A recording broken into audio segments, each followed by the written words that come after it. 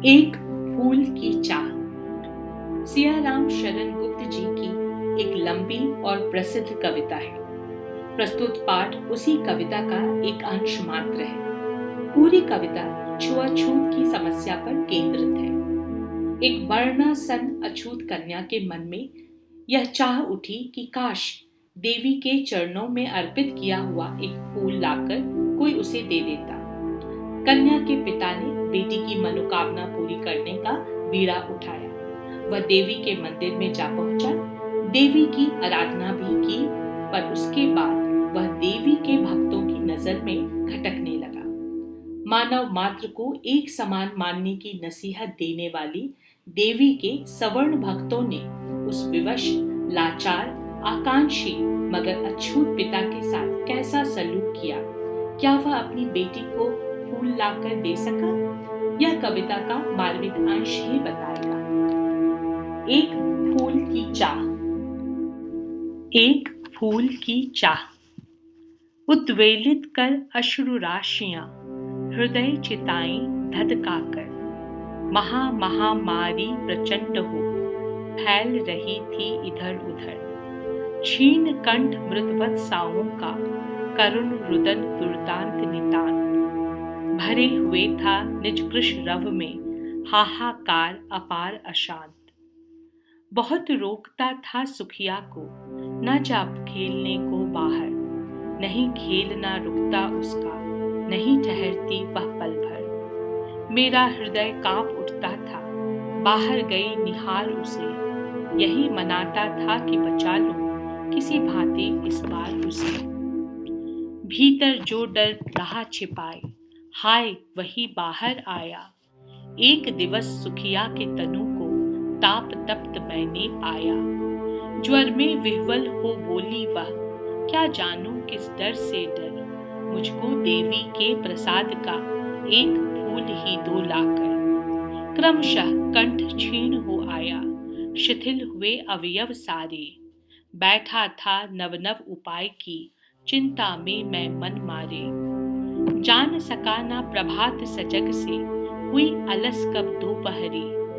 स्वर्ण घनों में कब रवि डूबा, कब आई संध्या गहरी। सभी ओर दिखलाई दी बस अंधकार की ही छाया। छोटी सी बच्ची को ग्रसने कितना बड़ा तिमिर आया।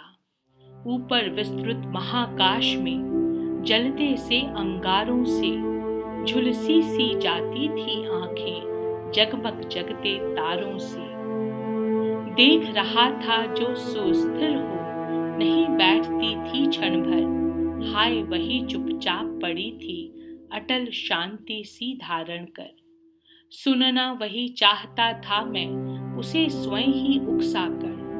मुझको देवी के प्रसाद का एक फूल ही दो लाकर। ऊंचे शैल शिखर के ऊपर मंदिर था विस्तीर्ण विशाल। स्वर्ण कलश सरसिज विहसित थे पाकर समुदित रवि कर जाल।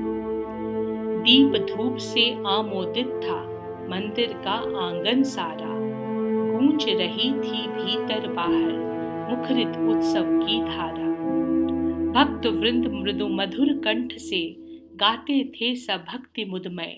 पतित तारिणी पाप हारिणी माता तेरी जय जय जय। पतित तारिणी तेरी जय जय जय।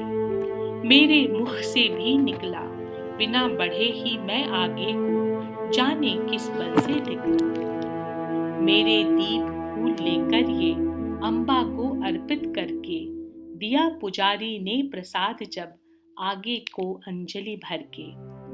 भूल गया उसका लेना झट परम लाभ सा पाकर मैं, सोचा बेटी को माँ के ये पुण्य पुष्प दूं जाकर। सिंहपौर तक भी आंगन से नहीं पहुंचने में पाया। सहसा यह सुन पड़ा कि कैसे यह अछूत भीतर आया।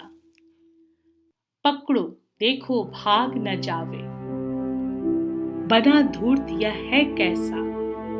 साफ स्वच्छ परिधान किए हैं भले मानुषों के जैसा। पापी ने मंदिर में घुसकर किया अनर्थ बड़ा भारी।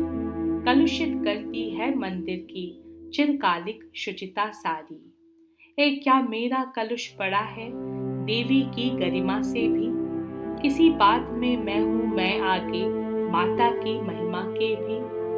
माँ के भक्त हुए तुम कैसे करके यह विचार खोटा, माँ के सम्मुख ही माँ का तुम गौरव करते हो छोटा। कुछ ना सुना भक्तों ने झट से मुझे घेर कर पकड़ लिया, मार मार कर मुख के घूं से धम से नीचे गिरा दिया। मेरे हाथों से प्रसाद भी बिखर गया हा सबका सब। हाय अभागी बेटी तुझ तक कैसे पहुंच सके यह अब। न्यायालय ले गए मुझे वे 7 दिवस का दंड विधान। मुझको हुआ था मुझसे देवी का महान अपमान। मैंने सुकृत किया दंड वह शीश झुकाकर चुप ही रह। उस असीम अभियोग दोष का क्या उत्तर देता क्या कह। 7 रोज ही रहा जेल में या कि वहां सदियां बीती। अब विश्रांत बरसा करके भी आंखें तनिक नहीं रीती। दंड भोग कर जब मैं छूटा पैर न उठते थे घर को। पीछे ठेल रहा था कोई भय जर्जर तनु पंजर को। नहीं दौड़ कर आई वह उलझी हुई खेल में ही हा, अब की दी न दिखाई वह। उसे देखने मरघट को ही गया दौड़ता हुआ वहां। मेरे परिचित बंधु प्रथम ही फूंक चुके थे उसे जहां। बुझी पड़ी थी चिता जब वहां पर छाती धधक उठी मेरी। हाय फूल सी कोमल बच्ची हुई राख की थी ढेरी। अंतिम बार गोद में बेटी तुझको ले न सका मैं हा। एक फूल माँ का प्रसाद भी तुझको दे न सका मैं हा।